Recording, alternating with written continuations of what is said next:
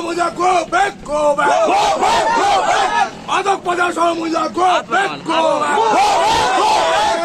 Back go back মাদক পাচার গো back go back দেশ বাঁচাও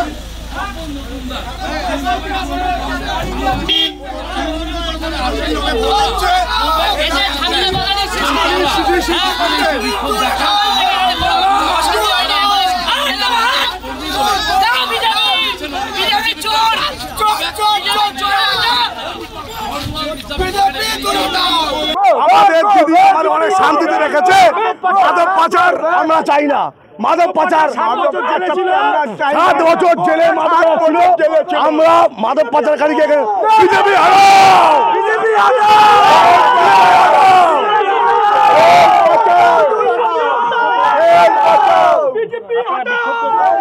হ্যাঁ বিক্ষোভ করছি আমরা। বিজেপি হারাও। ও মাদক পাচারকারী সফল বন্ধুরা আমরা ওরে এখান থেকে চলে যেতে বলছি। এরপরে আমাদের ছেলেপিলেরা ঝামেলা করতে পারে। ওকে দেখলে এখনই চাই। এখানে শান্তিপূর্ণভাবে ভোট হচ্ছে। আমাদের আমরা তৃণমূলের শান্তিপূর্ণ ভোট হচ্ছে। কেন ও এখানে আসলো? আমরা তৃণমূলের কর্মী।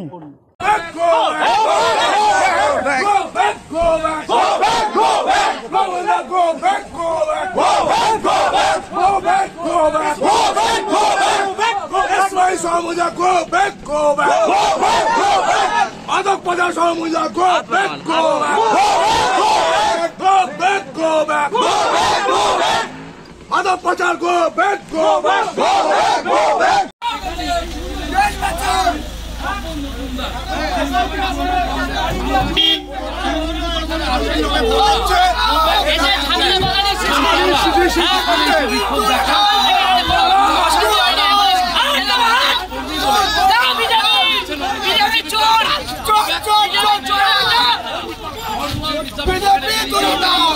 আমাদের দিদি অনেক শান্তিতে রেখেছে।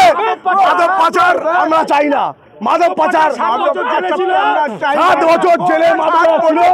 আমরা মাদক পাচারকারীকে বিজেপি হারাও, বিজেপি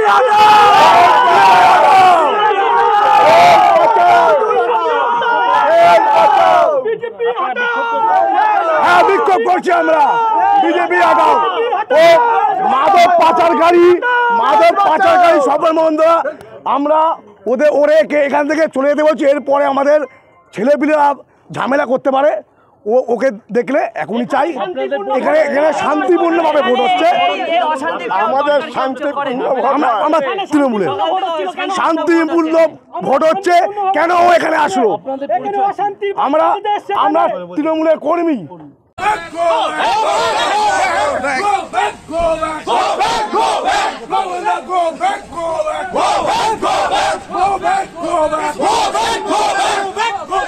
সমুজা গো ব্যাক গো মাদক পাচার সমুজা গো ব্যাক গো ব্যাক গো মাদক পাচার গো ব্যাক গো দেশ বাঁচাও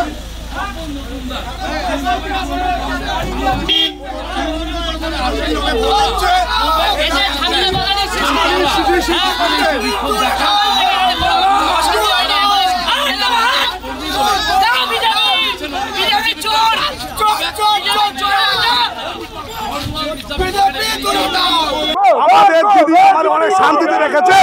মাদক পাচার আমরা চাই না। মাদক পাচার 7 বছর জেলে মাদক ছিল। আমরা মাদক পাচারকারীকে বিজেপি হারাও, বিজেপি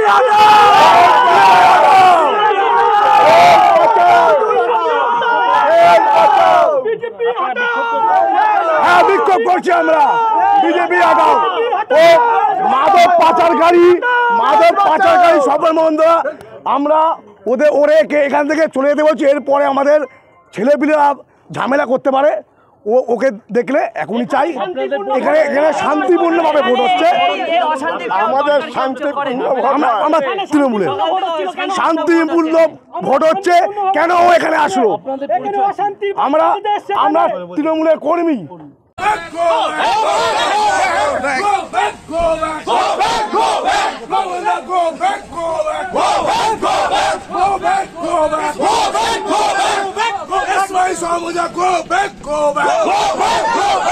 মাদক পাচার সমুদ্র গো back go back go back মাদক পাচার গো back go back go back দেশ বাঁচাও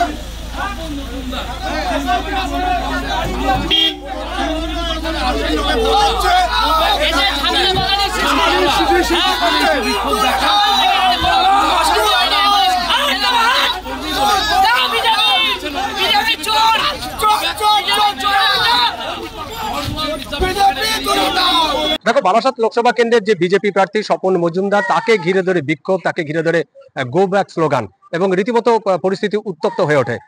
আজকে শেষ দফার ভোট এবং এই দফার ভোটে এই স্বপন মজুমদার যখন আজকে সকালবেলা তার যে এলাকা অশোকনগর বিধানসভা কেন্দ্রের দিঘরা হরদয়াল বিদ্যাপীঠ, তিনি সেই বিদ্যাপীঠে একটি ভোট গ্রহণ কেন্দ্রে যান, তখন তাকে ধরে ঘিরে ধরে বিক্ষোভ এবং বিক্ষোভের অভিযোগ উঠেছে তৃণমূলের বিরুদ্ধে এবং তাকে ঘিরে ধরে বিক্ষোভের পাশাপাশি তাকে গো ব্যাক স্লোগান দেওয়া হয় এবং একসময় পরিস্থিতি উত্তপ্ত হয়ে ওঠে, তাকে এলাকা ছাড়তে বাধ্য করা হয় এবং যাদের বিরুদ্ধে অভিযোগ সেই তৃণমূল নেতা কর্মীদের বলছেন যে এলাকার যে প্রার্থী সেই প্রার্থী এসে সেখানে অশান্তি করছিলেন, এলাকা যথেষ্ট পরিস্থিতি শান্ত ছিল এবং হঠাৎ করে তিনি এসে পরিস্থিতি অশান্ত করে এবং সেই কারণেই আমরা তাকে গো ব্যাক স্লোগান দিই এবং তাকে আমরা চলে যেতে বলি। এবং তাদের বিরুদ্ধে আরেকটি অভিযোগ যে এই যে বিজেপির প্রার্থী স্বপন মজুমদার, তার বিরুদ্ধে অভিযোগ হচ্ছে মাদক পাচারের বিরুদ্ধে অভিযোগ এবং এই অভিযোগটি তুলেই সেখানে গো ব্যাক স্লোগান দেওয়া হয়। যদিও এই ঘটনা নিয়ে এই যে স্বপন মজুমদারের যে প্রধান প্রতিপক্ষ তৃণমূলের প্রার্থী এবং 3 বারের সাংসদ কাকুলি ঘোষ দস্তিদার, তিনি বলেছেন যে এলাকা শান্ত ছিল, তাদের দলের যারা কর্মীরা আছে তারা যথেষ্ট মানে সংযমের পরিচয় দিয়েছে, কিন্তু এই যে বিজেপি প্রার্থী সেই বিজেপি প্রার্থী এলাকায় এসে অশান্ত পরিবেশ সৃষ্টি করেছে। শুধু তাই নয়, তার এবং তার যে লোকজন আছে বা অনুগামীরা আছে তারা এসে তাদের তৃণমূলের নেতা কর্মীদের উপরে মারধর করে, তারা যারা ভোটিং স্লিপ বিলি করছিল সেই সব কর্মীদের উপরে মারধর করে এবং বাঁশ দিয়ে কয়েকজনের মাথা ফাটিয়ে দেওয়া হয়। এরপরই পরিস্থিতি উত্তপ্ত হয়ে ওঠে এবং এরকম একটি ঘটনা ঘটে।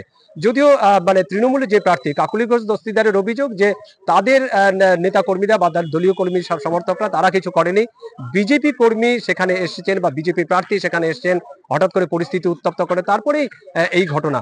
এবং বিজেপির বিরুদ্ধে যেই অভিযোগ উঠেছে এবং স্বপন মজুমদার বলছে যে তার কোনো অভিযোগ মানে তার বিরুদ্ধে যে অভিযোগ সেটা অসম্পূর্ণ মিথ্যে, বরং তৃণমূলের কর্মীরা তার উপরে আটাক করে, হামলা করে এবং তারপরে পরিস্থিতি উত্তপ্ত হয়।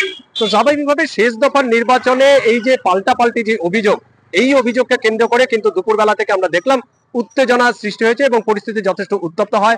এরপরে সে ঘটনাস্থলে রাজ্য পুলিশ ছুটে আসে এবং সেন্ট্রাল যে সিকিউরিটি ফোর্স আছে তারাও ছুটে আসে এবং পরিস্থিতি এখন মোটামুটি শান্তপূর্ণ আছে।